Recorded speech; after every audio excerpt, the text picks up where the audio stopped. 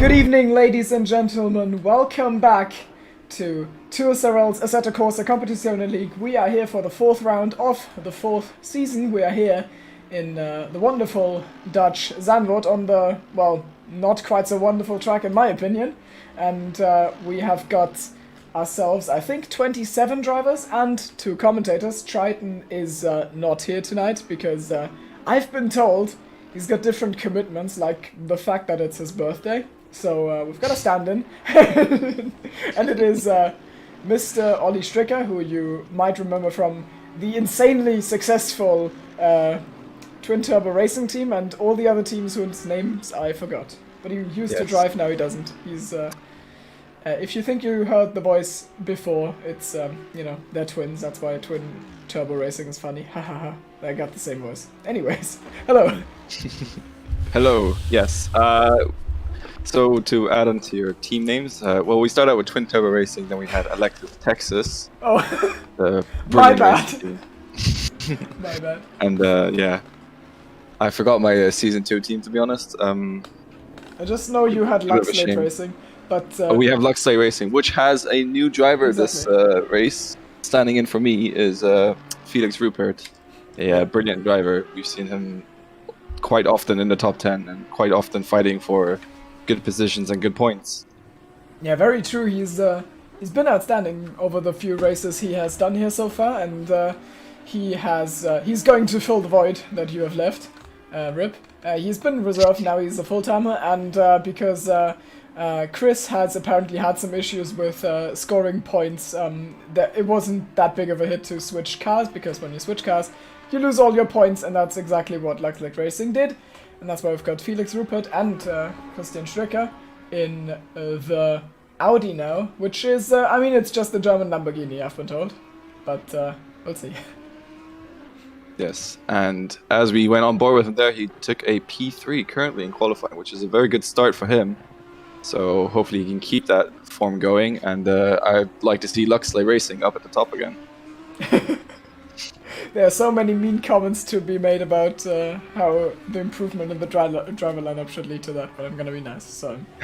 Anyways, Zandvoort is an interesting track. It's usually characterized through the fact that there's no overtaking spots here, which is not great, but the good thing, I mean, there's many tracks where you can't really overtake in a GT car, and usually these drivers find a way, and instead of being these overtake-heavy battles where drivers trade blows, take slipstream, get passed again, next lap they repass each other, instead here it's more of a slow burn. You usually have a driver who is a little out of position and up front, and the faster drivers behind, and they need to find a way past, so that's kind of where the excitement here comes from, and I'm looking forward to that. And speaking of the difficulty of overtaking, I feel like this could play into Push's hands, who has taken the pole in the last 2 races in Imola and Monza, and then in the races he has been unable to keep Alexander Karsten, who has won all 3 races we had so far this season, behind him.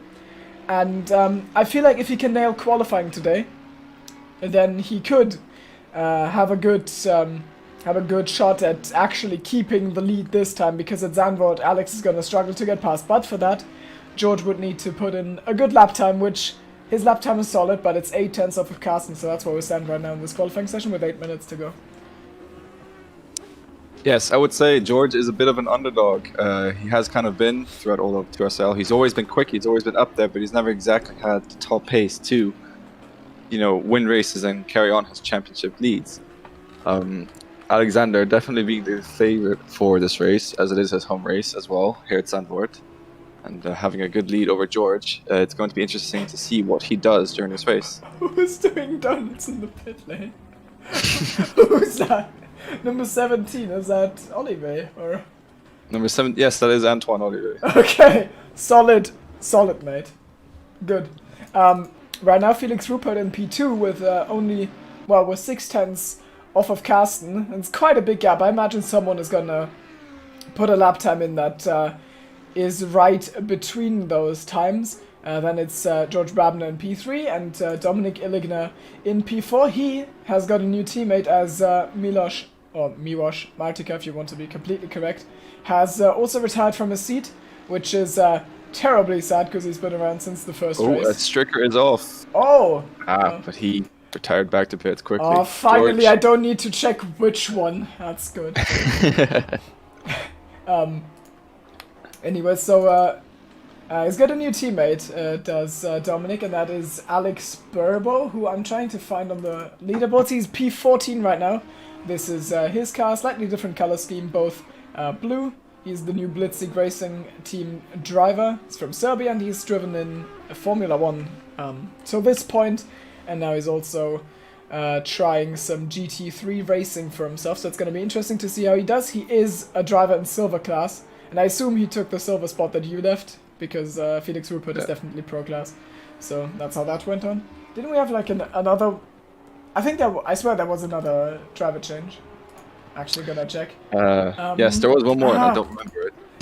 Viktor Czerwinski, right, aka Vito, is another Polish full-timer, and he is now in the Arde Focul Mineralis Mercedes AMG GT3 Evo. Very oddly specific team name. But he is here as well. I'm pretty sure he has driven... Wait. He drove in Imola, but I don't remember what his livery was and how the race went. But here he is, number 57 car. And he's moving out of the way for a Porsche, I think. Also, I'm going to quickly get my phone out and get the stream up to make sure everything's up and running. Everything seems fine on my end, so I think it's good. Oh, as a Porsche has gone off. I think it was the 96 of Meersman. Meersman, okay, 96. Yeah, I mean he's pulled into the pit lane. 5 minutes to go, so he can easily do another outlap and then do like 2 or 3 more laps and get himself up the leaderboard. That way, he's currently in P18, which isn't bad, but he's competing in silver class, and silver class seems to be popping off today with Kennedy Chikeka in P6 right now. Yes. The Nigerian driver ahead of Tim Krushwa, who has won the silver class in Barcelona, the season opener, and then René Bon, without force feedback, is in P11 out of Jack Mills in P12 or P4 in class. So that's going to be interesting to see. Yes, the silver drivers have really stepped it up since the first race, I would say. It's quite a big mix now. Yeah, from what I remember, my first race in Barcelona, it wasn't a good race for me, but the solo drivers were definitely up there, and they were definitely fighting with the pro drivers, and it's good to see that we have such a mix between both tiers. Yeah, it's really nice to see them capable of challenging the guys up front, and I wonder how far Chikeka can go. Also, I know that Mills has been practicing apparently a lot for Zandvoort. He said so in ACC discussions, so I assume that's true. So maybe he can get himself a little further up the order from where he is now. Bans has in the meantime improved his time. He's currently in P9. Alex Berber is now in P13, so he's also improved his lap time. Drivers who I would expect to improve their lap times are probably Ruben van den Hudding, who is currently down in P11. It's been an unlucky man so far this season. He has been crashed out of Monza and Imola, both no fault of his own, and he looks to bounce back today, but right now he's only in P11, 1.5 seconds off the pole. And then also I would expect a little bit of a step up from Antoine Olivet, who is currently in P14, 1.7 seconds off pace and a second off of his teammate, and usually they are almost evenly matched. I mean, George comes out on top regularly, but Antoine is certainly close, and that's why I would expect him to jump up, so we're going to keep an eye on those two and see where they can go in this session. Yeah, it is quite uncharacteristic of Antoine being outside the top 10, I would say that. It's quite rare you see him there, but maybe he just hasn't gotten the lap together that he needs yet to qualify within the range of the top 5 at least. Yeah, Zandvoort's certainly a difficult track for sure, and it's difficult to nail. I remember you and Chris had your issues in season 1 with overheating your tires like crazy on the Mercedes. So maybe it's just like not in a Mercedes track, George is also just in P3, and he's been an absolute qualifying hero so far this season, so maybe it's just really a track that the Mercedes doesn't like. It is possible. They seem to be struggling as of now. Having said that, though, George is still in P3, which is quite respectable, and I gotta say, the next Mercedes after him is Antoine in P14, so it might just be Mercedes thing. And George seems to have gotten to the grips of the new Mercedes, the 2020 Evo, and he seems to be very happy with it, and it's going quite well for him. Yeah, as we do an onboard lap with George, let's see if he is able to improve. He's got 2 more laps, I would say. Goes through the 180-degree turn 1 and then into the slow section. It's gotten some banking now in real life, but in the game it's not quite there yet. The banking was added for F1, of course, and then we go through this snaky section that could have been a straight, but it's like, because it's still flat out, but running side by side there is not quite fun as we go down Skylak, I believe it is called. And now there's the long sweeping right-handers, and they usually, I mean, you drive such a wide line, they invite people to send it down your inside, but then the corner just comes so soon, and you get funneled towards the apex, which means there's lots of potential for collisions if you try and make a move here. Maybe one notable example is Bance and I crashing in Season 1 back then. He tried to make a move in the corner that George has just gone through.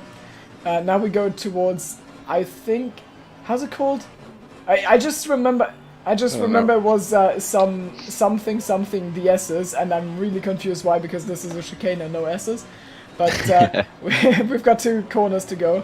I think in Qualitrim you can take the second one flat with the right setup. Oh yeah, definitely. But in Racetrim it's going to be difficult, and the straight is so short that overtaking is going to be difficult. He comes across the line. I don't think he's going to improve. And he is just about too late, meaning that this is the end of his qualifying session. Felix Rupert also won't put in another time. Alex Karsten is in the pits, so he can't either. Maybe Guider can improve. He's got 1 corner to go, but according to my delta, he's dead even on his time. It's gonna be close, but he is really close to George, so just a little bit of a jump. No, okay, he doesn't improve. The Audi S, yeah, I was gonna say Porsche S, but I felt like it was wrong. Thanks, Jensen. I was gonna say Porsche S. So, as Christian Stricker messes up his final few corners, crashes into the barrier, and that is his qualifying run over in a disappointing P18, I gotta say. Yeah, he is currently sitting last of the pro drivers. But, I mean, it's the race. It's all to play for, though at Zandvoort, that's gotta hurt. I think the session is basically over now. Dragon says he's not even last. SMH, yeah, he's behind. He's ahead of Maciejewski, aka Kubzon, who I think... Wait, did he win last time in Silver Class?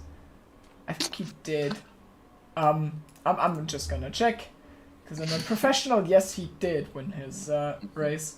So, we're gonna go on a nice little grid walk, as we do here. So I'm gonna quickly run down all of the drivers, and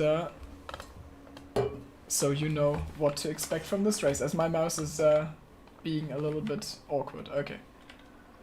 So, this is the grid for the 4th round. We've got Alexander Karsten back on pole after George took the last 2 pole positions. He's on pole. Alongside him, Felix Rupert in the Audi for Luxlade Racing. He has made the step up to being a full-time driver. Then second row, George Brabner took pole twice in a row and didn't quite manage it. Today he starts from P3. Then in the Bentley we've got Pavel Gajda.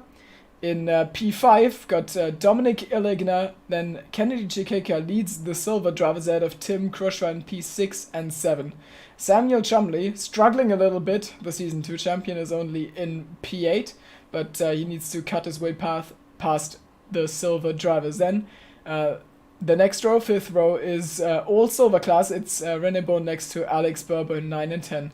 Then we've got 2 Audis. We've got pro driver Nico Veldman in P11, and Jack Mills is quite far up in P12. He's 5th in silver class, and he'll maybe look to try get himself up the order. Then 7th row, we've got Ruben van den Hooydonk, Antoine Olivier. Both arguably should be higher on the grid than they are. They're gonna have some work to do. And here on this row of the grid, someone's gone missing. I don't know. Oh, I think it's Adam Stevens, aka, well, yeah, just Adam. He's gone from the grid for some reason. So on the next row, we've got Bas Kessel and Christian Stricker running it out for the pro drivers. Then Jos Meersman and Ryan Noppen, 18 and 19. Marius Taurus alongside Nick Kononov on the next row of the grid. I was actually wrong about Stevens. Here he is in P22. Then Viktor Czerwinski, and on the last row of the grid, we've got Jurien Visser and Jakub Maciejewski. So that's your grid, and we're gonna jump right to the front. We've still got 44 seconds to go. I talked too quickly this time, I guess. So here we are, and yeah, I mean it's gonna be a difficult one to pass for sure. But maybe if Felix Rupert can get the jump off the line, he could make life hard for Alexander Karsten. But if he doesn't, then this could be this could almost already seal the deal of 4 wins in 4 races for Alex. Yeah, I wouldn't. What's it called? I wouldn't keep the guide out of it either. He's starting P4, and he has had a lot of form recently, so he could very well charge for that P1 into turn 1 if he gets a good run with that really strong Bentley. But we'll have to see. For sure, Gaida and Illigan are both fairly close to George Brabner in the standings, and they are also quite close to him in this race. So if they get him, if they manage to overtake him, they could gun for that P2 in the championship. Carsten right now running away uncontested for now, but I mean, maybe tables will turn later on in the season. Right now, the fight for P2 seems to be the most contested, and if Dominic and Pavel can do something about it, it's going to be exciting. For sure, it will be. I'm still gotta say I'm quite disappointed in my own brother here, but hopefully he's gonna get a lot of crap. Oh yeah, he's gonna get all the crap God that I can find. Poor guy. So Vessel says very good stream. I assume this is the non-toxic vessel, the reformed 2SRL vessel, and not the same vessel that we had in live chat some days ago. Anyways, so formation lap. Let me quickly look for a track map. I swear I saw one. There's so many corner names that are all funny to say. They all end on bocht. Is that like Dutch and mean, or bocht? Is that Dutch and means corner, or what does it mean? Well, I don't speak Dutch, so it was the other one. There. God damn it! It was the other one. Can you two just stop? Like being so easy to confuse. Right, turn 1 was called Tarzan. I knew that. Okay. I think you are correct though. It does make sense that bocht would be corner. Why? Why does that make sense? Tell me. Well, because I mean, 2 of the corners are literally called bocht 9 and bocht 10.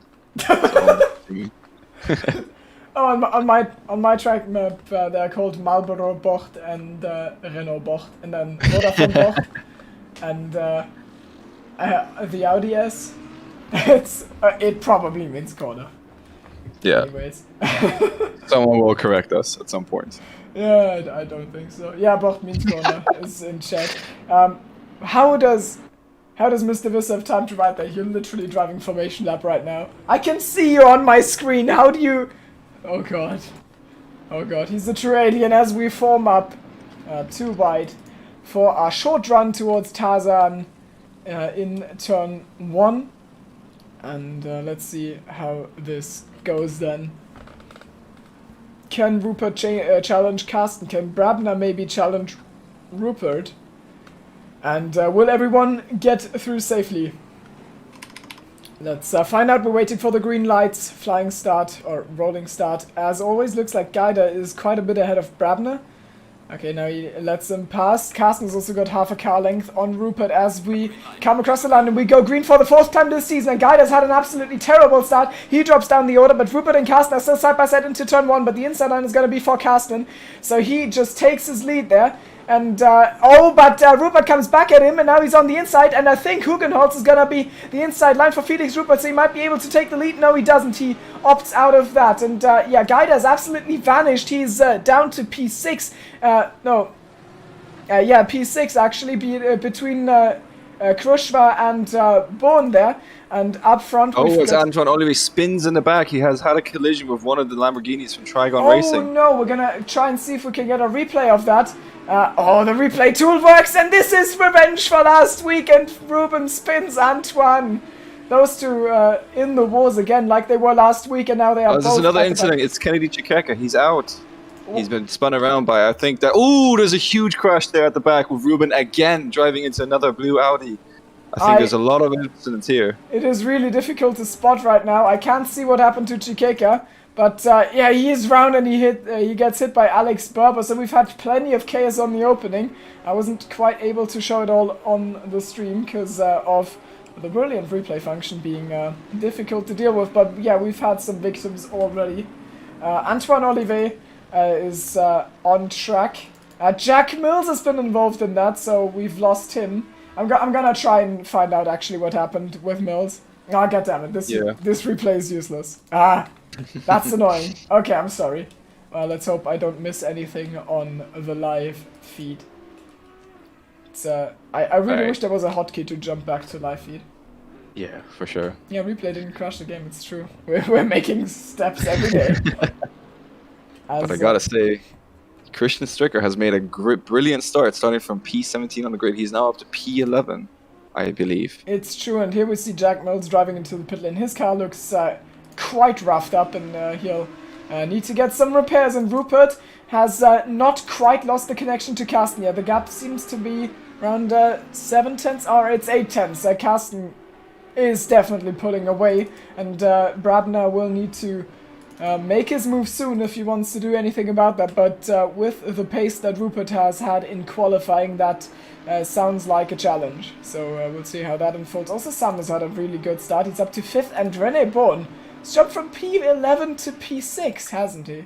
Or 9. I think it was P9, right? He's out of his teammate, Tim Krushwa. So the two McLaren Honda Racing cars in the Porsche, they are leading Silver Class 1-2, and everyone else in Silver kinda died because we've lost Chikeka, and this is Pavel Gajda trying to get past Nico Veldman for P8, but he's on the outside for the Audi S, and the Audi will stay ahead in the Audi S.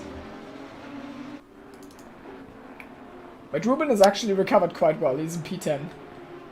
I don't think Ruben was involved in that accident. Oh, it was Kessel then? It was Bas Kessel, yeah. Oh, so it was the other Trigon Racing car. My apologies. It was his teammate getting revenge on Antoine from last week. And here we see maybe the first proper move of this race, but it will need to happen on the break as Gajda breaks down the inside of Nico Veldman, and he has got the move done. So it is certainly possible to overtake here. And it's just a little bit of a challenge, and Gajda made it stick masterfully, but he's still got some work to do because he's quite the way down from where he was when they all crossed start-finish line. So work to do for him, but good progress. The next one is going to be a Porsche, and then another Porsche, and the Porsches are really bad in a straight line, so maybe the Bentley can do something about them.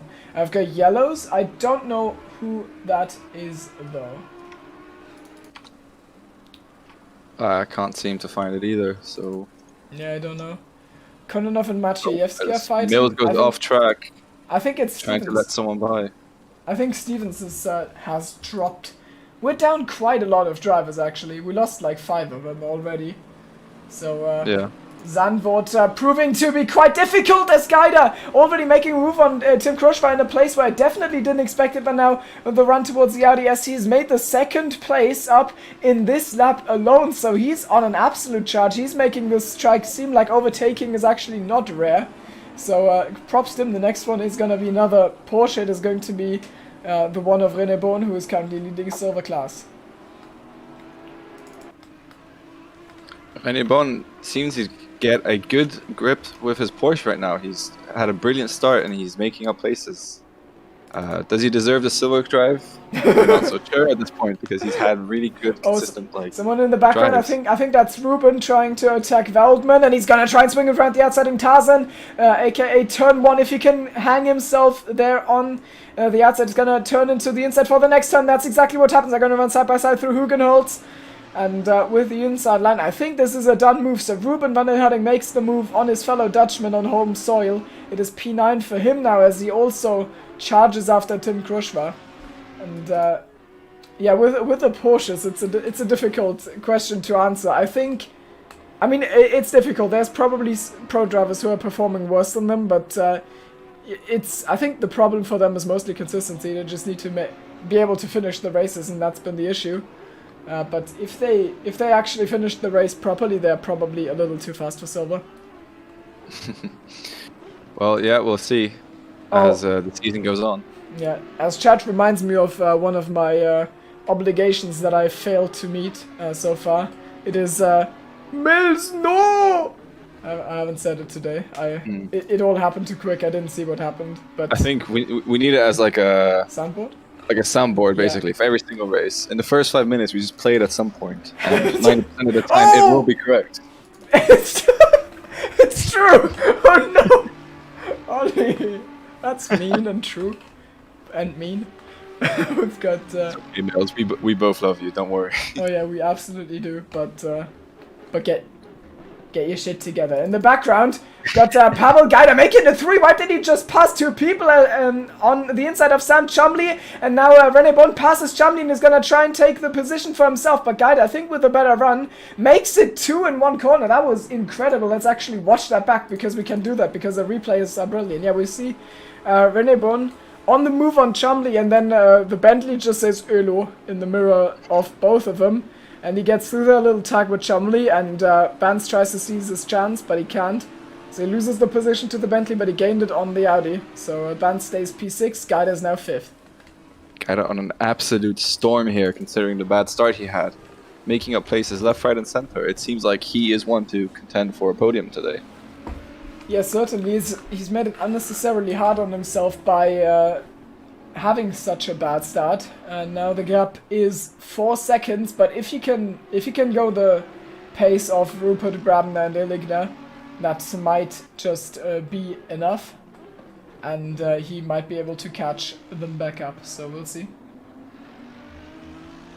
We shall see indeed, as Alex has slowly but surely started to make a lead out ahead.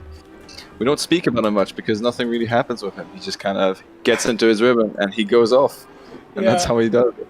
He's been awfully consistent he's been awfully consistent this season. He always, at the end of the race, he always proudly, and rightfully so proudly, sends his timing sheet with his lap times, and they are, like, he's a clockwork. You could, oh wait, that's Ruben making a move on Sanix maybe? No, he can't quite make it stick, so yeah, this is the difficulty of Zandvoort. The straight just isn't long enough. But yeah, Carsten always consistent like a clockwork. I can't talk today, my god. So yeah, he definitely is. It's been very interesting to see when he first started as a reserve in season 2, and how he was in his blue McLaren there, always kind of there, showing that he had pace. Whereas in season 3 and season 4, he seems like he's just taken that pace and upped it by 50. Yeah, and Sanix maybe trying to make a move on Sam. I think this is the closest fight we've got on track right now. It's a little bit of a train. We've got Samuel Chumley in the British Racing Green Audi, ahead of Tim Krushwa and Ruben van den Herding. That's the closest fight right now. And yeah, I agree. I remember after Zolder, I won't ever forget that DM, but he DM'd me that I am really quick. It was funny. I was in the McLaren as well. I was 2nd in that race, and he told me that. And then like half a season later, like in round 5 or 6 in Misano, he just came from the back, overtook me, and almost challenged for the win. He got so incredibly quick in that short span of time. So it is quite incredible, and he's reaping the rewards every single week as he is 6 seconds clear of Felix Rupert on the line. He's definitely a sight to behold here in the 2SRL ACC league, that's for sure. He's, I think, the person everyone aims to beat at some point during their career here, if you can call it that. If it's realistic. Yes. Is that a realistic goal? I don't know, but we'll see. I mean, someone might figure it out. George has shown the potential to potentially potential to be the one to challenge him, but today he's struggling a little bit. He's fallen off the back of Felix Rupert a little bit. It's not even like he's getting held up, he just doesn't seem to have the pace of the Audi ahead of him, and potentially the Audi behind him, as Dominic Illigner is knocking on the door of George Brabner here. And also Pavel Gaida has been gaining consistently, I think like 2 or 3 tenths a lap, and is slowly closing the gap to that battle group as well. Yeah, for sure. I mean, we always talk about George and how he's just needs the consistency. He has the potential. He just needs to get there. But he is extremely young. He is, I think, the youngest driver on the grid. He's got so much potential. It would be brilliant to see him in a couple of years down the line and see what he can achieve at the age that he is at that point. Yeah, it is pretty incredible. I mean, yeah. Most of us probably started sim racing when we were like 17, 18. At least that's true for me. And I mean, he is, I think, 14 or 15. And he is 15, yeah, I believe. Yeah, and he's been doing this for, I think, a year or two. So imagine where he's gonna be in 5 years. I mean, he's absolutely smoking me today. So I don't know what I don't want to know what happens in 5 years. He's potentially got a bright future, but that takes time. And in this championship, he might not have the time, as Alexander Carsten seems to be an unstoppable force as of now. That's for sure. As I'm going to look down the line for a couple battles, we see Christopher and Chumley. They are having a nice little scrap, as the Porsche seems to be extremely close to the Audi, coming out the last corner here in a second. And we'll see if he has... Oh, that's not the last corner, never mind. Skyblock. I got confused. It is called Skyblock, and it is not spelled, not even close to being spelled like I would assume with that pronunciation. But yeah, Sanix is definitely on a charge. But the issue is just, he doesn't, I think he's got the pace, but he doesn't have the straight line speed to follow it up against Sam, so that's why Sam is not having the hardest of times keeping the Porsche behind him.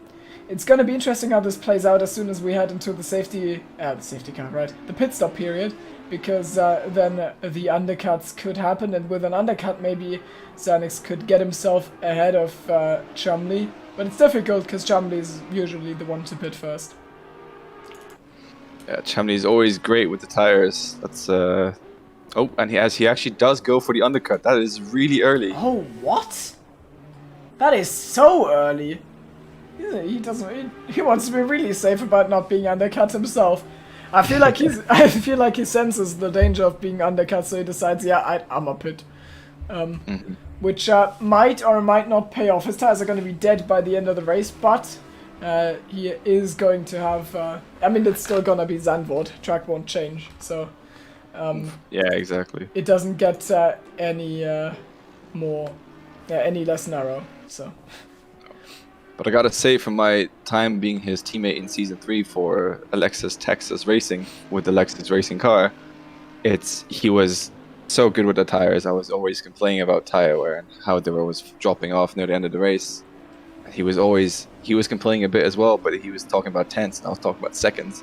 So he's definitely one who can nurse his tires home, and I think if anyone could do an undercut this early, it would be Sam Chumley. Yeah, it's interesting. I know I usually never talk to people about tire wear, because I just drive and then I lose concentration and then I just drive a second slower and that's it, and then I say, yeah, that's tire wear. But it probably doesn't have to be as bad, and it's true. Sam usually keeps his pace consistent through a stint. Oh, as Mills. Yeah, this isn't worth a Mills nor, because he just took a little bit of grass. Just a classic Mills moment, let's be honest. Mills no. But he is actually catching on Christian. Will he want to unlap himself? It will be interesting to see over the next couple laps if he does decide to do that. By the way, Mills has scored points in every race so far in silver class. And I think he will continue that today. He is in P8 in class, because Chikik has retired. And that means he will take some points home for this, and this is, I think, Kononov.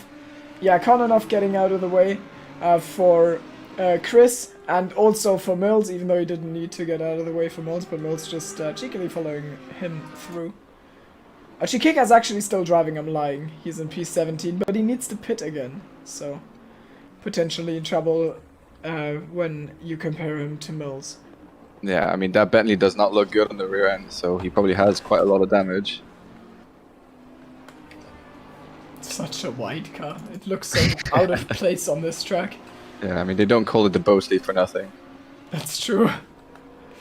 For some reason, the two thumbnails I've done so far or I've taken screenshots so far, I always picked the BMW at Zandvoort. I don't know why. I'm really sad we don't have one in these, in this series. Marius tried around with the BMW a little bit towards the end of last season, but decided he doesn't want to drive it, and I mean, there must be a reason. But I really wish we could see that absolute behemoth of a car on track as well, and not just the Bentley. Yeah, that would be nice to see. Another car I'd like to see on track, which hasn't really shown up much this season. It's the Jaguar, obviously. Yeah, challenge for Carsten. Go from here, win the championship in a Jaguar. Do it. We should make a rule: if you win 3 championships in a row at 2SRL, you have to take the Jaguar for the following one. I think if you win the first 5 races, you have to clutch it in the Jaguar. I think that's fair. And we're 2 races away from that, and if I look at the state of this race, maybe only 1. Maybe only 1, yeah. Yeah, Jag is insane in top speed. That's true indeed. It's really good at Monza, and yeah, that's about it. Yeah, I don't think it'd be very good around Zandvoort. I don't think it'd be good at all, to be honest. But it would definitely be a challenge for Alex. I'm pretty sure he could still get a top 5 finish with a Jag around here. Yeah. By the way, while Iligna is still stuck behind Brabner and probably thinking about an undercut by now, Guide has been consistently closing that gap. He's been in an absolute charge. We saw most of that on screen. And he is only 2.3 seconds behind them. You can see his Bentley menacingly staring at us from the background. And see if he can close up to these. Maybe with the pit stops he can do something. I wonder if Wow is going to pull into the pit lane. No, he doesn't. Maybe he pulls to the inside and tries to ride an attack on George Brabner. But he goes for the outside line. And he would have to carry so much momentum here to make this work. So yeah, he can't pull it off. George defended that quite well. And both of the Porsches of Bohn and Krushwa pit. Let's hope everything goes fine for them, because they are kind of known for... I mean, they have bottled in pit stops before. They have very Ferrari-esque pit stops, that's for sure. If we can put it that way. Yeah, that's too soon for me. Yesterday was not a good day. Anyways. I don't know, did you see it? I didn't see it yesterday. What happened? I'm in the right. I was fighting potentially for the win. It starts raining. I tell Jeff, set intermediate tires. I drive into the pit lane. I would have led after that, and they give me hard tires. Oh no! So I drove through the rain on hards as Sanik seems to have jumped his teammate in the pit lane. Yeah, for sure. So yeah, he didn't have the best of pit stops. It's very interesting to see. Yeah, I don't know how that happened. I doubt it was damage. Maybe he just parked really poorly. It's possible. It could be. Yeah. Better than my Ferrari pit crew yesterday is what I'm trying to say. It could always be worse. It could always be worse. Maybe they picked him up and then let him down again and then picked him up. Yeah, that seems to happen with the McLaren Hondas quite often. And this is George almost looking like he wants to pull into the pit lane, but instead he's just claiming the inside line. And I think this time Iligna is sufficiently alongside to maybe go around the outside, but he just goes that little bit deep. I mean, it's really difficult to judge where the other driver is gonna put his car. You need quite a bit of trust that you don't just turn into his door. And trying to avoid that, he is not able to find his way past. And I'm really surprised he's taken the chance of pitting yet. Veldman and Smelt are doing it on this lap. So both of them have come into the pit lane. And Gaida's now already on the back of him. George actually seems like a bit of a bottleneck today, which is really surprising given his pace in the last 2 rounds. That is true. And I'm actually surprised to see George racing a lot here. Like, he is making that car 10 times wider than it should be, and it seems that he's making a perfect blockade for Dominic. It's giving Guide an opportunity here to come fight for the top 3, but I think George, if keeping up his pace like this, will be able to make it stick. Oh! I mean, we see these little mistakes from him, but they always happen at points where it doesn't really matter, because you can't get past anyways. If Wow was really close at this point, and George makes that mistake with a little bit of a wiggle on the rear, like, there's still nothing Wow can do. So, he is absolutely stuck right now. Now he's got a Bentley filling basically 100% of his mirror, because that car's huge. And I wonder if we're gonna see pit stop this lap. I would be really surprised if we don't. And we do, and this is exactly what I thought would happen, or hoped for Wowsick. Even though that pit entry looked shaky, I actually want to make sure he didn't speed into the pit lane. Now that was completely fine. Just the tail end of it looked a little bit worrying. But I don't that think looked very dangerous, but he made it work, so... I've endurance raced with him in the past. In 2 of the races we did, he sped in the pit lane. He did also take out a brake marker, which was a bit of a controversial incident. Oh, that's wait, is that for position? No, that's not for position. It's Carsten getting a move on a lapped car, the Dragon Racing Academy car of, I believe it's Rhein-Nappen. Could also be Smelt. Mm-hmm. It is As Smelt. both Van den Hudding and Christian Stricker is also into the pits, so we'll see where they come out afterwards. I think Chris should be near to where Veltman pitted, coming at the end of this lap, and so should Van den Hudding, to be honest. Yeah, they were sort of in the similar fight, and there goes Van den Hudding, and he's ahead of Chris for sure. A Chris pit stop seems to be taking a long time. Ooh, Sam goes right on the outside of Van den Hudding into turn 1. It seems like he has made it. Oh, he's gone off track though! He's gone off. I want to see that again. Yeah, I think that, yeah, they actually got into each other, rivals for the title in Season 2. They meet each other on track, and then Sam tries to leave space and just drives off track. Really weird incident to see. As Stevens is forming a massive train behind him here. Yeah. This is very interesting to see. Driver's certainly not going to be happy with this one, even though he is certainly rightfully fighting for his position. And oh, Stevens gets all sideways! This is so spicy. I would hope that he moves out of the way, but he gets bumped a little bit from Light Cruise, and again, and there he goes, and that's Spam's gone! No, that's Sanik's gone!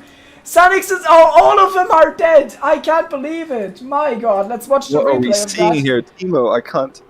Let's watch the replay. So this is Sanik's. I mean, I know Sanik's died in this, so here... yeah, Stevens gets the first punt, and then, yeah, through the...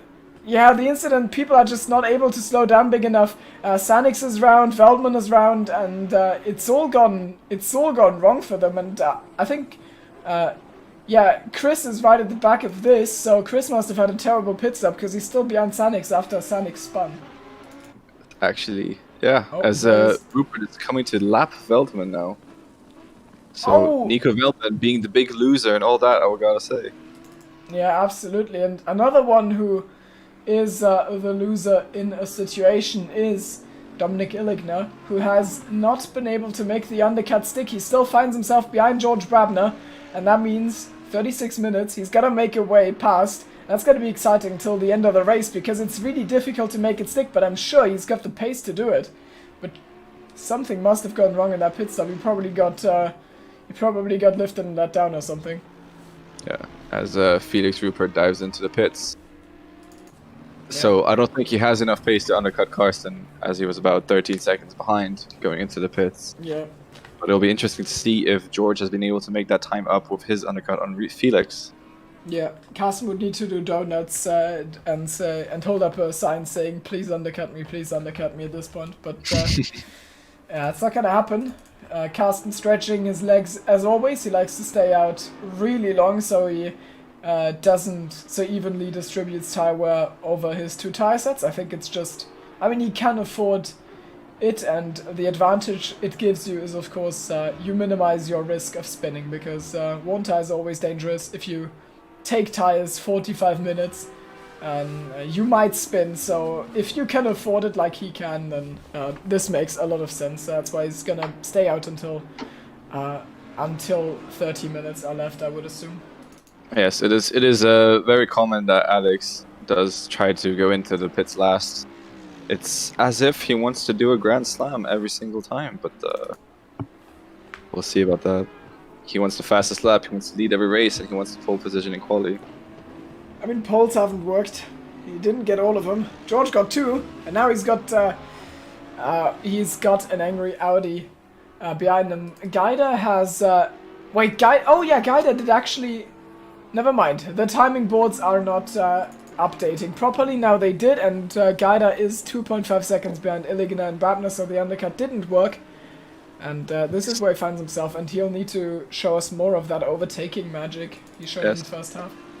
As I can see that Steamus has got a stop go 30. Oh no, has he sped in the pit lane maybe? It must have been that, yeah. It's unfortunate first that incident that he got involved with, and now that. Also, I just feel like mentioning, Renebon is, by the way, leading Silver Class right now, as he is still fighting with Samuel Chomney. They've been at it all race, and they are fighting once again. Vance got passed in this race, but now he needs to do it again after the horrendous pit stop. And that big accident seems to have left a mark on that Audi. I see a lot of damage in the rear end there, which is not nice to have on an Audi, for sure, as it is a real, well, mid-engine car. So there's going to be a lot of issues trying to control that car through some of these high-speed corners, I gotta think, so. As we see Rene slowly creeping down the straight. Does he have enough top speed to...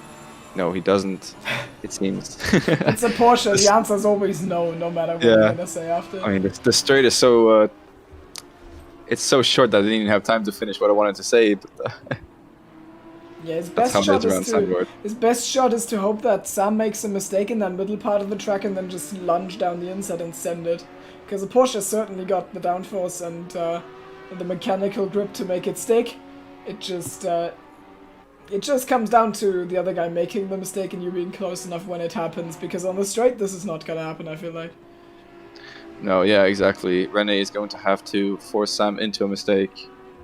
And Sam not being one to really fall for those sort of mind tricks. It's going to be interesting to see how this fight evolves during the rest of the race. Antoine Olivet is still out, and I think now he dives into the pit lane.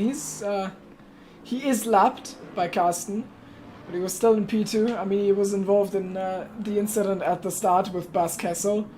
And we'll see, has he done enough to get himself at least on the board, close to that P15 marker? We'll see. Now it's pit lane time for him and for Kennedy Chikeka, who is gonna pick up some silver driver going into the pits now. Hmm? He was the lead silver driver going into the pits. Well, I don't think it's going to be like that after he comes out, but yeah, he really tried to make that stint much longer than I think he probably should have. Yeah, I probably just wanted to attack in the second one. He is finished, well, he has finished 4th in Barcelona in class, 3rd in Imola, but he DNF'd from Monza, so if he wants to actually challenge for the silver class championship, I think he's got the pace, but he just needs to make it count in the races as well. As I think, yeah, we finally see Carsten pulling into the pit lane perfectly on time, halfway point of the race. Yeah, Carsten not really having to do the big strategy plays here, seeing as he was about 15 seconds ahead of Felix Rupert as Felix went into the pits a couple laps ago. Felix also solidly 4 seconds ahead of George Brabner and Dominic Illigner, who himself is roughly 2 seconds ahead of Pavel Gaida, who has started to close the gap. We're still waiting for something to happen between Vance and Sam. Sam will feel the pressure, he knows he can't make a mistake, but Vance will feel the pressure because the clock is ticking down, he's got half an hour left, which sounds like a lot. Ooh, but as Sanix has a really shady entry into one of the corners. Gives Stricker a good run on the Porsche, but will it be enough? I don't think so. He's well behind, but it gives him the tool to get to the back of that Porsche, and the Porsche certainly got a speed deficit, so... So if Chris gets close, then he might also just get past.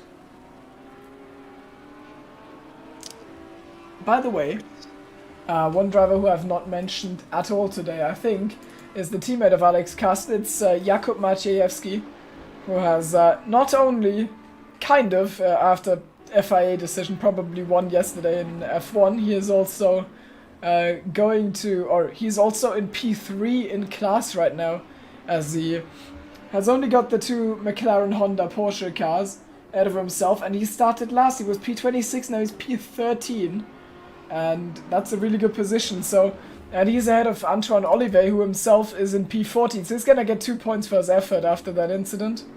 And another driver who is getting solid points out of this is Kennedy Chikeka, even though he crashed. He's in P16, which is P4 in class.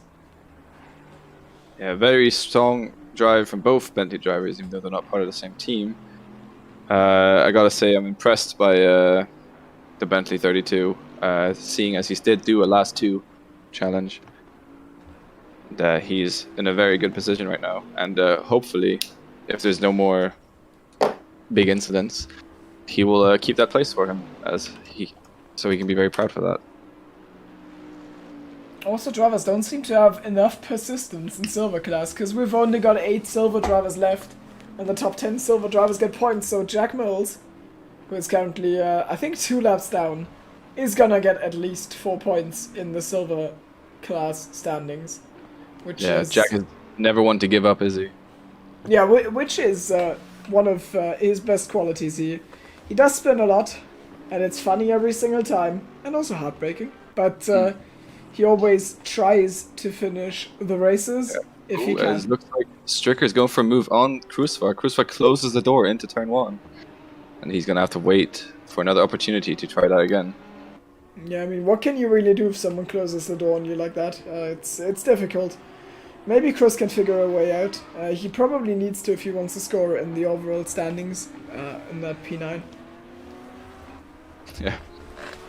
But Chris definitely coming alive here during the second stint. We didn't really see much of him. He's always just kind of been there in the background, and then the big incident happened, and now he's right where he needs to be. Yeah, Chris actually on course for some good points. I'm gonna check the standings for a second here. And yeah, Chris is in P22 in the overall standings. He is the pro class driver with the lowest championship position, because he's got 0 points. He DNF'd from 2 races so far. He finished P20 in Monza, where he did finish, and right now he's in P10, so he's probably going to be happy with that. He's going to get himself onto the board and actually into the championship fight. I think he's gonna be ahead of Bas Kessel and getting close to Matas Chaplinskas in pro class, and also at least splitting the silver drivers who've been scoring in the overall standings until this point. Yes, hopefully he can continue to show form and forget about the tragic opening he's had to Season 4 ACC 2SRL. Chris, no! He's been similar to Mills this season, to be honest. He really has been, hasn't he? It just always goes wrong somehow, but this time... Oh, we're trying to curse him so much, aren't we? Anyways, this time it hasn't gone wrong yet. And let's hope it doesn't. I hope the same for Mills, of course. Spa isn't on the calendar, so that's tough for Mills, because it's probably his best track. I think he's good at Silverstone too, and that is... He's also good at Silverstone, yeah. Either. Oh no. This calendar was crafted to screw him over. Poor Mills. Exactly. It's a conspiracy here. Yeah. I made the rules that a track that has been on the calendar 3 times in a row can't be on it.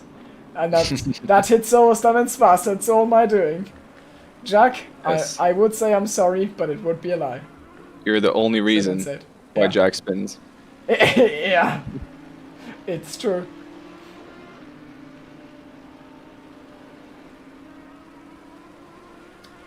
And yeah, I'm looking at the fight between Chris and Kruiswijk. It seems like down the straight lines, Chris is gaining, but through the corners, Kruiswijk just has that small edge to keep ahead. It'll be interesting to see how he gets out of, if he gets a good exit coming out the last corner, and if he can make a move into turn 1. Yeah, it's the car difference kind of locking them in place, I feel. Because the Audi is worse in the corners, but it's better on the straight. But if you lose too much time on the corners, you're not close enough on the straight. But maybe he's close enough this time. He tucks into the slipstream. He moves for the outside. Sanix moves defensively as always, and with the straight line speed, Chris was temporarily ahead there. But Sanix super late on the brakes, and he manages to keep himself ahead once more. So it's no P9 for Chris yet. I don't know if Kirschwa can hold onto this for the entirety of the race, but so far he's done a really good job, and he's giving Chris some headaches. Oh, he definitely is. I think Chris was a bit too cautious on the brakes there. He was quite far ahead, I gotta say, of the Porsche going into the first corner, but the Porsche is doing the Porsche thing and having amazing brakes, as always. It's true, yeah. And up front, it has gone exactly as predicted. Illigna is still not past Brabner, and Gaida is right on the back of Illigna. So at this point, Illigna needs to be careful, because if he tries to attempt something on Brabner, he's gonna be in an odd position, because he needs to recover his car back onto the racing line very soon. Otherwise, he's gonna have that Bentley probably taking the open door and going right through it. He's even moving a little bit aggressively in the mirror of the German driver, so he's gonna be putting him off a little bit at least. And that causes him to actually lose a bit of time. It's 5/10 by the time we drove over the timing line last time. You can see Gaida looking for the outside line here through Hugenholz as they head towards Skyvlak now. So I think Maciejewski is going for a move on Smelt here, going into T1 with the Bentley. It seems he's made it stick. Yeah, he's gone around the inside and he got past before the first corner. What a brilliant move from the Bentley driver. Yeah, Smelt looks like he's struggling a little bit today. I don't think I've mentioned his name a lot. And I remember he was really strong at the start of the season. He was pretty far up in Barcelona and also in Imola, where in Monza, where he unfortunately kind of caused the incident that caused his teammate Ruben van den Harding to spin in lap 1, but he still qualified really well for that. So he's got pace, but today kind of struggling in his home race. Yes, it's sad to see when drivers aren't able to put down the potential that they have. But so is it every week with different drivers here at 2SRL. Oh, there's a little bit of a mistake by Krishna, but Chris just isn't close enough. There was a little snap. That's a typical thing for the Porsche, but it didn't cost enough time for him to lose a position. Maybe on the main straight it's gonna happen. We'll see. But now we're gonna watch through the last two corners, and this is usually where a little bit of a gap always opens between those two, because the Porsche is just able to drive them with a bit more speed. He carries more speed onto the straight. Christopher gets an amazing exit there. Yeah, absolutely. And you can see Chris getting closer and closer, but it's just not enough to think about sending it. He's getting more and more impatient as the counter turns that. How do you call it? Fuck. Wait. Oops. That is incredibly relatable. That is my bad. That's a commentary moment. Yes, indeed. As the timer counts down towards 0 before the race ends, Chris, will he gather his thoughts and go for a move, or will he not be able to get past the wide Porsche of Christopher? I am a great cameraman. I completely didn't see that René Born has made his way past Samuel Chumley. So that means Chumley down to P9, 8, and Born up to P7. He's still comfortably leading his class. He's 10 seconds ahead of Sanix. And Sanix is about 3 seconds ahead of Maciejewski. So it's, I would say, 13 seconds before it wouldn't be a McLaren, Honda, Fernando Alonso, Max Verstappen 1-2 anymore. This is an actual team name. It's not my fault. I'm not having a stroke. This is normal, I swear. Well, after they did get sued in the first couple of races, they had to basically reorganize and regroup to make a new team. Yeah, he was sued by Meersman, of course, who had the same livery and he had copyright. So you know, what can you really do? As I'm looking here at Jack Mills, it seems like he wants to unlap himself from Nico Veldman. Oh, Very interesting to see if he actually is going to do it, as Veldman has quite a bit of Spicy. damage at the front of that Audi. That's gonna be the fight of the day. 27 Audi versus 29 Audi. The two One green is Audis left down. duking it out for who will be lapped or who won't be lapped. Yeah. Mills, no.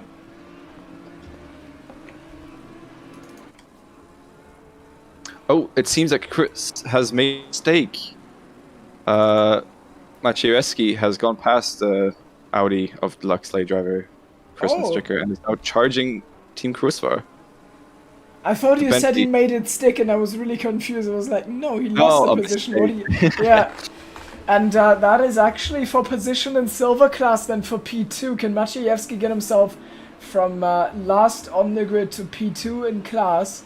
It is Cruisvar who will need to try and stop him from doing so. I really wonder what happened to Chris there. Unfortunately, the replay is probably not long enough for me to be able to play detective there. And wait, what?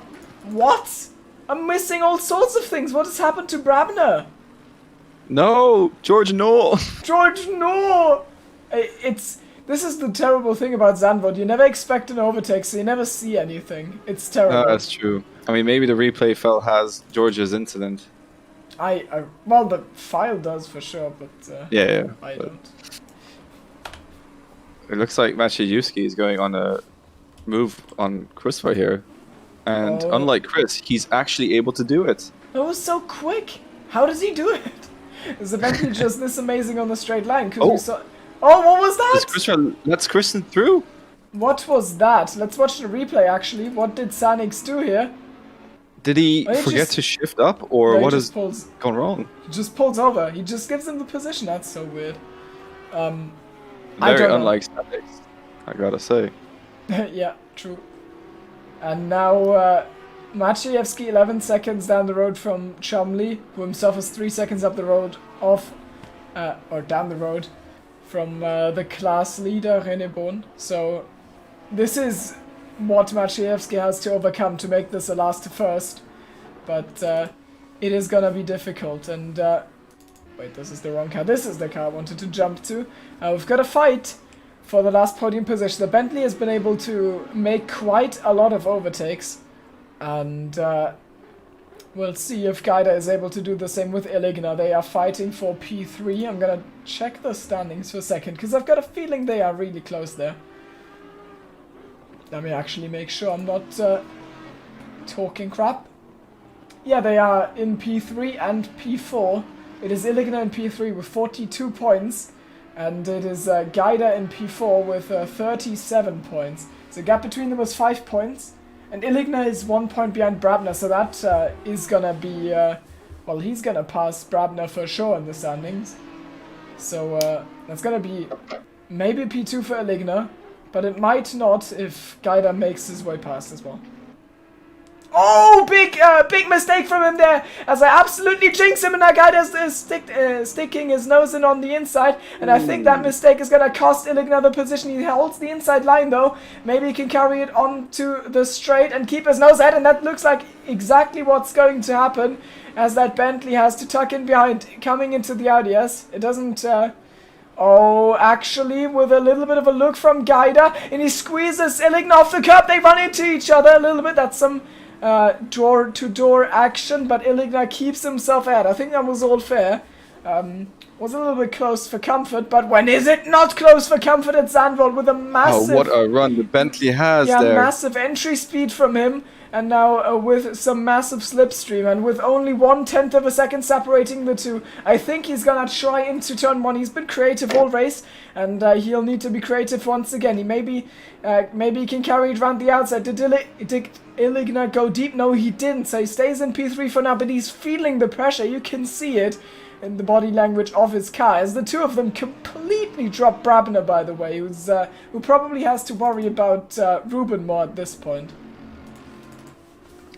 As everything was going on, Jack had another Jack no moment. No! It's just so sad to see. No! He was so close to Nico, and then he just lost it coming out the last couple corners.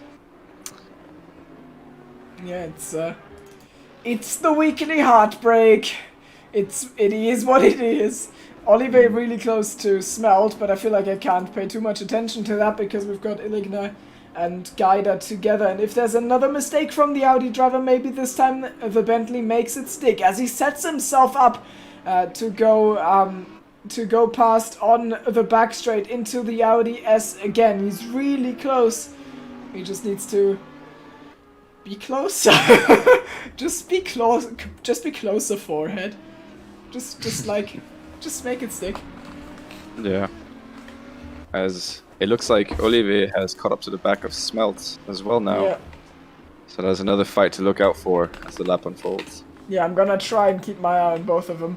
Also, Yuri Visser, who's a reserve driver, is in P15. He wants to get that point, but Kennedy Chikeka is contesting it at the moment. Wants to get that too, and we look at the main straight, and there's no move done once again. Iligna still standing strong, but Gaida an absolute force. I mean, looks like unstoppable force once again, but it's gonna be hard for him. 13 minutes to go, which is probably around 10 laps. A little less. Yeah, a little less than 10 laps. Yeah. And with a total of 0 overtaking spots, that means he's got 0 overtaking spots left towards the end of the race. So he needs to get creative. I don't know if you can tell, I really don't like this track.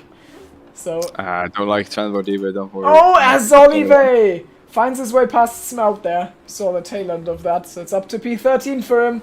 Solid recovery drive, not what he wanted from this race. It's P12 actually, but yeah, he's gonna get some points for his effort. It's not great for his championship, but you know, saving. He can be happy. He still gets a chance to race some people. It's true, and he actually made his way past someone. So at Zandvoort, Yes. you know, that's an achievement to brag about Quite in an ACC achievement, yeah. discussions.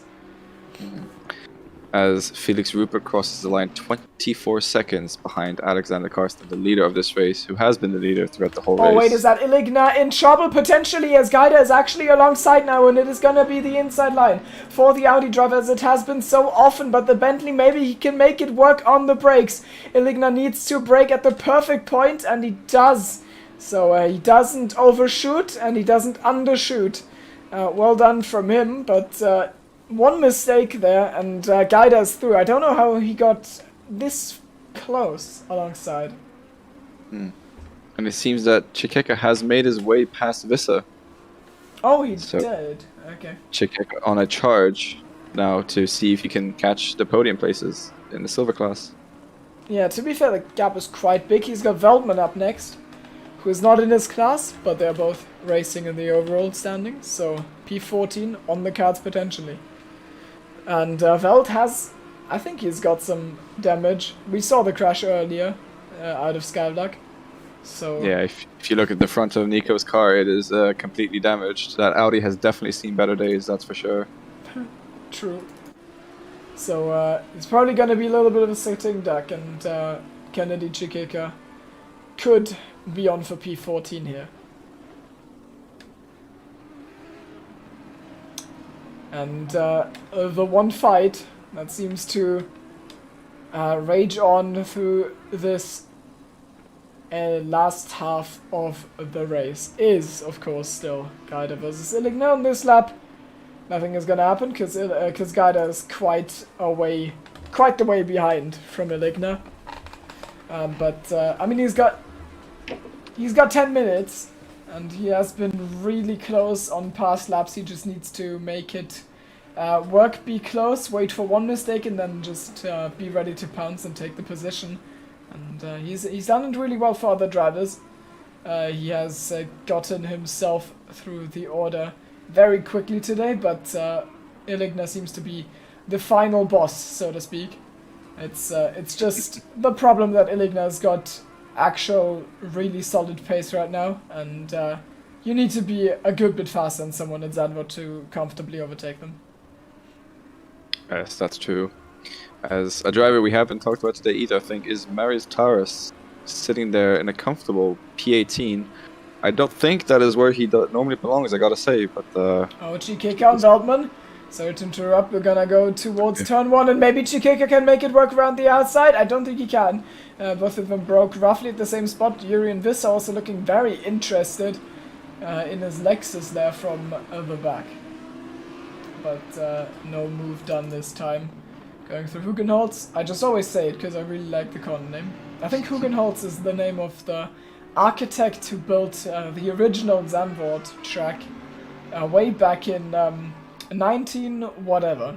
Sometime in the 1900s, okay. Yeah. I'll try to find that for you.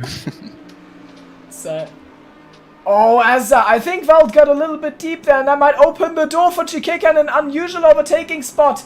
In the middle of the track, Valt catches the curb. No, Nico! Ooh. Oh no! He's off. That is really off. Tragic. We're gonna watch a replay of that. Yeah, he tried to let him space and then catches the grass and sends him into the wall. And oh god, I just had a heart attack. I was stuck below the track. Oh no. Wait, is that Ruben who just... Yes, it is. Ruben has passed George. Somehow. Oh. George not having the best of races then, it seems. Absolutely not. They've started from P11 and 3 respectively. And 8 minutes from the end they meet each other, and the encounter goes in the favor of Ruben van den Herding, is now in P5, so Brabner is certainly going to lose P2 in the standings. I think Gaida and Illigna both are going to pass him. Yes. As Mills actually makes up a position. Is it passed Nico? No, it's Alex. He's passed Alex Burbo, the 97 Audi, also in the silver class. He makes up another position in silver class. That's a brilliant from Mills. Let's go. No offense to Alex, of course. Sad for him, but Mills is a national treasure. What? Yeah, he needs to be. Yes, he really is. He makes us so depressed every single week. It's quite incredible. So we gotta take every single moment we can get to talk positive about him, and this is one of them. I mean, look at the front. Look at the front of this car. Just wait. I feel like I need to clarify this. Look at this mess, okay? The engine cover doesn't want to exist anymore, but Mills says no, you don't get your day off. We're gonna drive, and this is the result of it. As my engine sounds seem to have vanished, which is funny. It's just the onboard sounds. Okay, well, as long as it's only onboard, then there shouldn't be a big issue. As we just see Karsten lapping Chikeka and Visser. Karsten making absolute bus lengths on P2 and the rest of the grid here. It's really impressive to see. I mean, we keep talking about how quick he is, but it's another league for him. We need to make a Karsten class only. To be honest, is it... I mean, I wonder if you can... It's maybe a bit early to talk about it, but at this rate... Like, what could deny him the 10 out of 10? I'm wondering. It would probably be a really good race of George with a blunder of Karsten. I think that's what we would need to stop the 10 out of 10, but it looks unlikely, to be honest. I mean, it does look unlikely, but I do think that George does have what it takes to at least beat Karsten in one of the races that are coming throughout the season. Because, I mean, he has qualified ahead of him on pole twice in out of, was it 4 races? Yeah? Yes. So, I wouldn't make him an outlier yet. And if George gets his head down and really makes it count when it has to count, he could definitely be charging for a win here. Well, not here at Zandvoort, but sometime throughout the season. Doesn't look good today, but maybe it will look good in the future. I'm actually going to check the calendar because I don't know. Oh, the next one is gonna be no overtakes either. It's Laguna Seca. We head to next. That's gonna be interesting. But I mean, it is a track where if you push really hard, could make a mistake. It's got the high curves that send you flying. It's got some gravel that likes to suck you off track. And it's got the corkscrew, which is the corkscrew. So, you know, that's enough said. It speaks for itself, doesn't it? Yeah, I remember... As Mills gets a really wide exit out the last corner. He did catch it, though. Hey, But it's Mills! very close to be another crash there for the number 27 Audi driver. But he does seem to be making quite a large gap to Alex Berbo in 21st place. Yeah. I mean, Alex has got some potential, we know from F1, but he... when he drove there, he was on the pad, and now he's on the wheel, so, you know, he needs to learn it all again, he needs to build some muscle memory. So the fact that he's last today, you know, doesn't really mean anything. He probably, or he definitely has the potential to improve over the course of this season and the next season. Sure. He can actually challenge, as there's, that was a big wobble from Tim Krushva, and I feel like attempting a last jinx on René Bowen, who's been driving phenomenally today, considering that he probably doesn't have any force feedback. I think I was actually surprised to see him here, because yesterday in F1 he had a bad race. His force feedback was completely gone. He had to turn his wheel on 3 times for it to actually react. And I thought, yeah, he's not gonna race, but he is here. And he is still driving. He's in P7, and it looks like he got to grips with Zandvoort really well. And let's hope he keeps it together. Yeah. Oh, as it looks like Alex Berbo is retiring as he is pulled into pits, unless he has damage. I mean, that's what I would do if I get passed by Mills, but sure. No. We make fun of Mills, but he's actually a brilliant driver when it gets down to it. You should see his performances around Silverstone, especially. Like, when it really counts, he can make it work. Yeah, you just can't ever tell him to just keep it clean, because then he spins. But if you don't tell him to keep it clean, then he'll be fine at Silverstone. Yeah, as it goes official that Alex is now retired from the race. I just thought you meant the other, yeah. So Mills has now dropped back to last place again. Through no fault of his own. Oh no! He was too good for the world. Someone passed him. He passed someone, and they just decided, no, can't be asked. I mean, that's the effect Jack has on this group of racers. Like, he makes such a big impact on them. Yeah, it's true. It's just impressive. Anyways, Iligna has been able to make a break from Gaida a little bit, and that was a nice wobble. It is a gap of 2.5 seconds at this point, and without a big mistake, which I'm of course jinxing right now as well, he should be safe to come third in this race. Let's have a look at his past results. Yeah, he's finished third twice already this season. He's been third in Barcelona, 6th in Monza, and third in Imola again. And it looks like third in Zandvoort is going to be where this race, where he's going to end this race. And that will certainly see him past George Brabner in the standings. I just need to check if Gaida also gets past, because Gaida is gaining... Wait, gap is... Oh, I think he only gains 3 points on Brabner, so that means he will still be 3 behind him. So after this race, I imagine the standings are going to be Alexander Karsten, Dominic Iligna, George Brabner, and then Pavel Gaida. Also, Sam is going to pass Antoine in the standings, I'm pretty sure, even though both had bad races. As we look at Karsten here, coming up to lap Krustvar. He's nearly lapped half of the field now.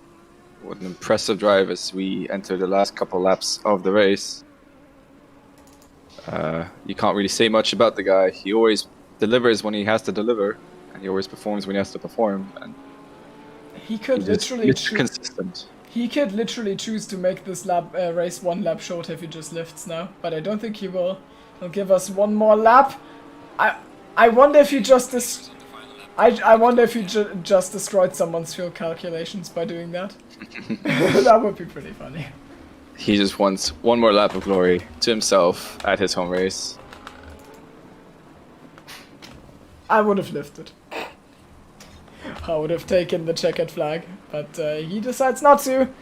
And yeah, well, Timo, he's a proper racer, so he wants to go as fast as he can. When he excuse me? You know what Alan Prost didn't say, but the principle he applied while racing, he tries to win the race as slow as possible. You know? You do exactly as much as you need to and not more. Like in a healthy relationship. What?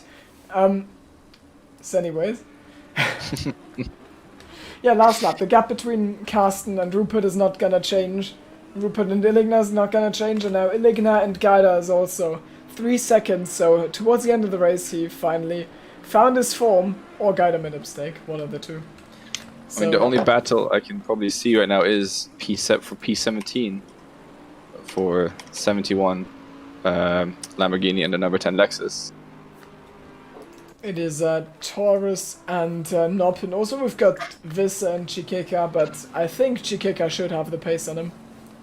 Yes.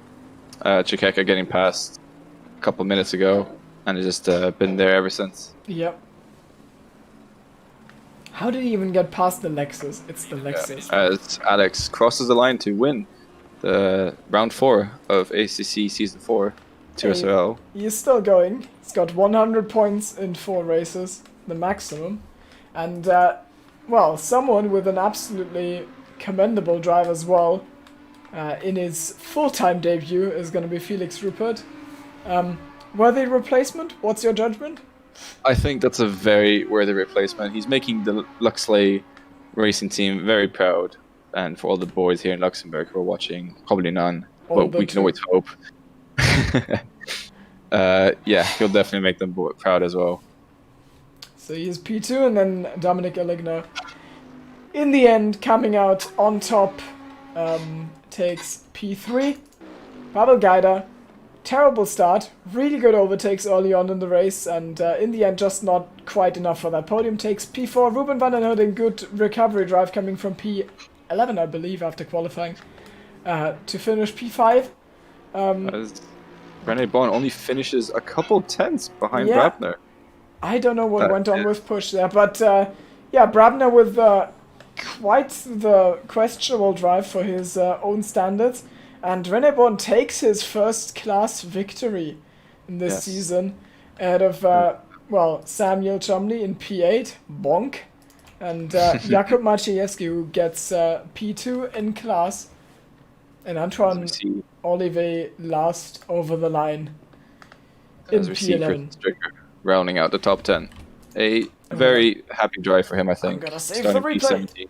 Oh, the replay is already saved. Amazing. Lovely. Was it? I swear there was some incident I wanted to check after this, but I think it was a Push dying, maybe. That was a thing, right? I just wanted to check that because that's really weird how that happened. Also the start, like there was a lot of death going on there, and I want to see how it happened, sort of.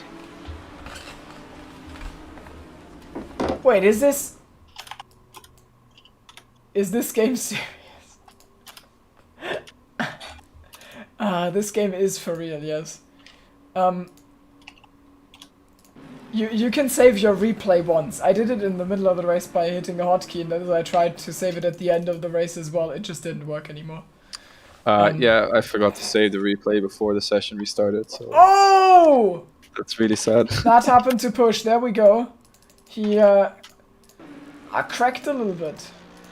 And he gave Gaida damage. So I'm actually really impressed how fast Gaida was with that. Yeah, Push just goes off track, slides back towards the racing line. He hits Illigna, and both of them got collected. My god. So both of them were driving with a little bit of damage. So that's what happened there. And at the start of the race, let's see what happened. We're gonna see Gaida just not going, which is interesting. He holds his teammate back as well. Oh no, Chikeka lost so much because of that. And I feel like, oh god, the two didn't have fun. The two Bentley Shadow Project cars. And I feel like something is gonna go down here. Because Chiquita did die and I don't know why. Behind we see, yeah, that was the Olivier Kessel incident. Yeah, and I think it's here. Yeah, this is where the fun begins. Oh, Alex Burbo, no! Oh, and this is how Mills died! Oh god, that is...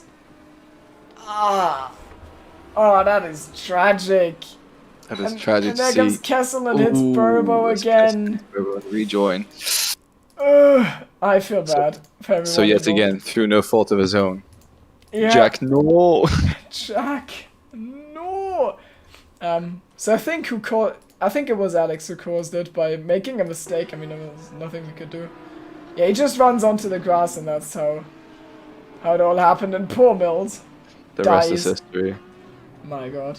Well. Yes. We actually have... I assumed there weren't gonna be interviews, but we've got Sanix and Bans in a separate channel. Are they there for interviews, I wonder? No, I can ask the chat if they want to. I'm going to. Give me a second. Okay. Overall, though, I gotta say, it was quite a nice race, considering it was Zandvoort. There was pretty much always something to look at. Yeah, it has been solid, which makes me hope for Laguna Seca, because that track has similar issues. But I think it's a little harder to drive, so you get more off-track moments, more people hit sausage curves and spin.